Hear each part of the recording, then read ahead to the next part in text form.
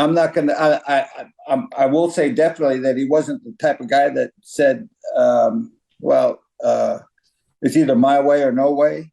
Mm-hmm. No, that's not Roman. He would ask you more about so that he would understand better.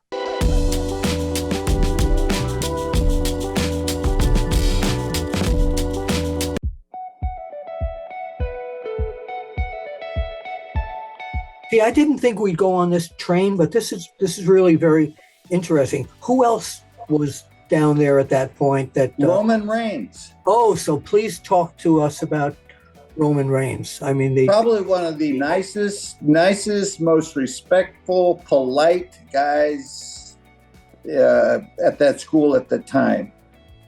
And also somebody coming from another wrestling family like Bray Wyatt did. Yeah, another wrestling family, the Samoans. Yes.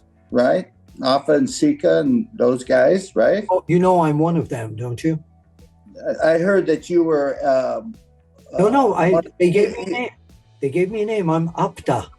You're the illegitimate half-breed. Yes, I'm Apter. All right, but go ahead, please. So Roman was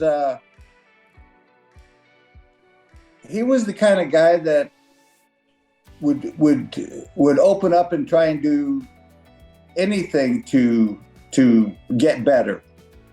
Really? That's what, anything to get better. He didn't want to be the shadow of The Rock. Okay, he didn't want that. And he had a Hollywood movie star face. Absolutely. And that was a big plus right there, for the girls. But very tight family man with his family, his kids, very tight. And help me out here, Bill. Didn't a few years back he had an illness that he had to? Yes. He was he had if I remember right, it was a form of leukemia. Yes, I think so. Yes, that's you're right. That's right. You're right. And pardon you fans who are watching this if I didn't hit that right on the head, because I think you're correct, though. Yeah. I think you're safe. Yeah. All right. No, all the guys that we have just talked about that came out of that school, eventually. Let me just interrupt. Okay. Give us your like scouting report of what he was like back in those days in the ring. What were the positives? What were the negatives? Well, he had great looks. He had a good build. He was, I'm not going to say he was up to speed with getting the psychology part, okay, as, let's say, a Seth Rollins or even a Bray Wyatt, mm-hmm. Okay? That took a little extra time with Roman. I'm not going to, I will say definitely that he wasn't the type of guy that said, well, it's either my way or no way. Mm-hmm. No, that's not Roman. He would ask you more about so that he would understand better. I just thought he was a super guy, and I felt that he had a place with the company, and that he had everything that it would take to be a world champion and represent the company. Really? You yes. Saw that in him back. What year are we talking about? Oh, 07-ish. Okay.